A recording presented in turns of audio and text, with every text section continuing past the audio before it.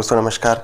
जागरूक जय हिंद में आपका स्वागत है। मैं हूं आपके साथ कैलाश और जागरूक विशेष लेकर आ गए हैं हम सेकंड एपिसोड जागरूक विशेष का। आज हम बात करने वाले हैं न्यू वेज पॉलिसी को लेकर। जी हां, वेतन पॉलिसी, नई वेतन पॉलिसी 2021 में आने वाली है, जिसको लेकर कयास तो काफ़ी टाइम से लगाए जा रहे थे, लेकिन अब लगभग ये तय हो गया है कि ये नई वेतन पॉलिसी जो है वो आने वाली है 2021 में। यानी 2021 में आपकी सैलरी, आपका वेतन शायद आपको जो इन हैंड मिलता है उसमें कम मिलने लगे। तो क्या है कहानी, कैसे आपका वेतन घटने वाला है, और लेकिन लॉन्ग टर्म में आपको काफ़ी अच्छा फ़ायदा मिलेगा, लाभ भी मिलेगा। लेकिन वो डिपेंड करता है, अगर आप 1 साल, 2 साल, 3 साल, 4 साल नौकरी करते हैं, छोड़ देते हैं, कंपनियां बदलते हैं, तो आपको इसका लाभ नहीं मिलेगा। आपको उस दौरान इन हैंड सैलरी जो यानी आप जो घर लेके जाते हैं उसमें ज़रूर कमी आएगी, यानी बहुत हद तक कमी आएगी। तो अभी तक आपको जो इन हैंड सैलरी मिलती थी उसमें कटौती हो जाएगी आने वाले 2021-22 फाइनेंशियल ईयर में। तो क्या है कहानी, ये आज हम आपको इस जागरूक विशेष में हमारी स्पेशल रिपोर्ट में बताएंगे। तो चलिए शुरू करते हैं।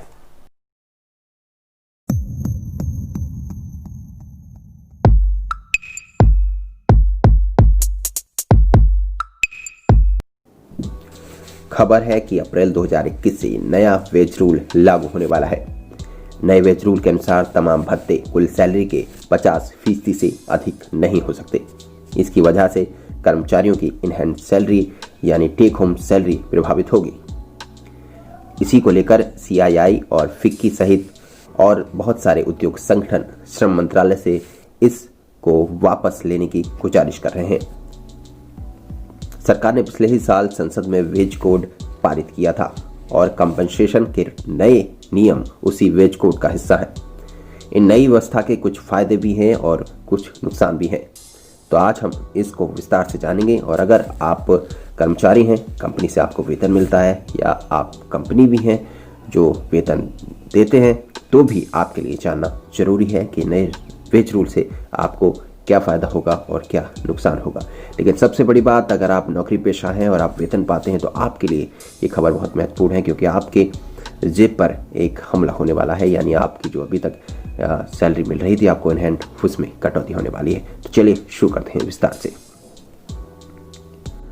पहले बात करते हैं उद्योग संगठनों की, जो इसका विरोध कर रहे हैं। आखिर उन्हें क्या नुकसान है?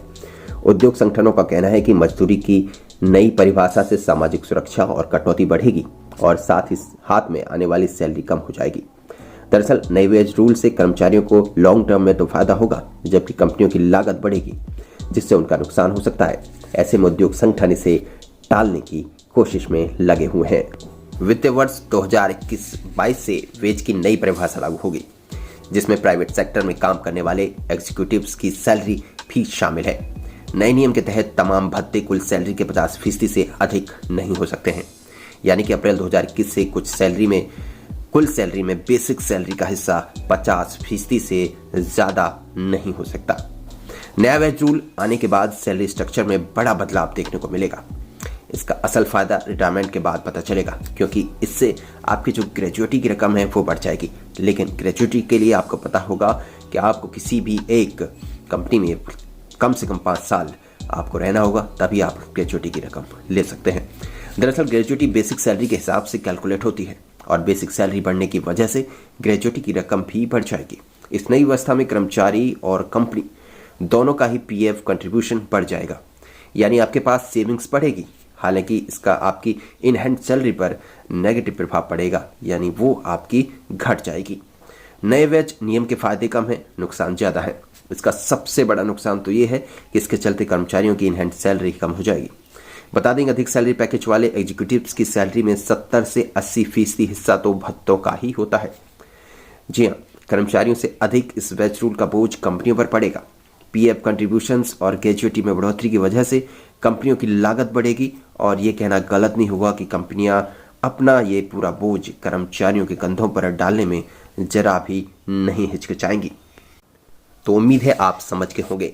एक चंद शब्दों में हम आपको जाते हुए बता देंगे, अगले साल 1 अप्रैल से नया वेज रूल लागू होने वाला है, जिससे आपकी जो इन हैंड सैलरी है वो कम हो जाएगी, वो इफेक्ट होगी, वो कम होगी। यानी कर्मचारियों के हाथ में आने वाली सैलरी कम हो जाएगी। प्रोविडेंट फंड अगर आपका कटता है, पीएफ अगर आपका कंट्रीब्यूशन होता है, तो उसमें बढ़ोतरी होगी, क्योंकि कंपनी भी और आपका शेयर भी दोनों उसमें बढ़ेंगे और उसमें आपको फ़ायदा होगा सेविंग के पर्पज़ से। लेकिन दूसरी चीज़, अगर आप ग्रेजुएटी का इस्तेमाल करते हैं, यानी आप लंबे समय से एक कंपनी में कार्यरत हैं, 5 साल आपको हो गए हैं, उससे ज़्यादा हो गए हैं, तो आप ग्रेजुएटी के हकदार हैं, तो आपकी ग्रेजुएटी की रकम में भी बढ़ोतरी हो जाएगी। लेकिन अभी आपकी जो इनहैंस सैलरी है, जो आप घर लेके जाते हैं, उसमें यकीनन बड़ी कटौती होने वाली है, यानी वो आपके हाथ में कम आने वाली है। और इस सब को लेकर, क्योंकि ग्रेजुएटी और पीएफ में आपका जो फंड है वो बढ़ेगा, वो भार पड़ेगा कंपनियों के ऊपर, तो इसलिए कंपनियां, उद्योग संगठन इसका विरोध कर रहे हैं। लेकिन अगर ये लागू होती है और सरकार उद्योग संगठनों की बात नहीं मानती है और इस नए वेज पॉलिसी को, रूल को नहीं रोकती है, तो ये भार भी कहीं ना कहीं आपके ऊपर ही कंपनियां डालेगी, तो आपको नुकसान होने वाला है। तो जागरूक विशेष में आज इतना ही।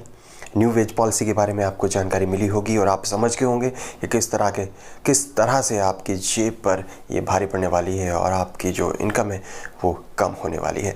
तो आज के लिए फ़िलहाल इतना ही जागरूक विशेष में। अगले एपिसोड में आपसे फिर मुलाकात होगी। आप जागरूक जय हिंद के साथ यूँ ही बने रहिएगा, अपना प्यार बनाए रखिएगा, हमसे जुड़े रहिएगा। नमस्कार, जय हिंद।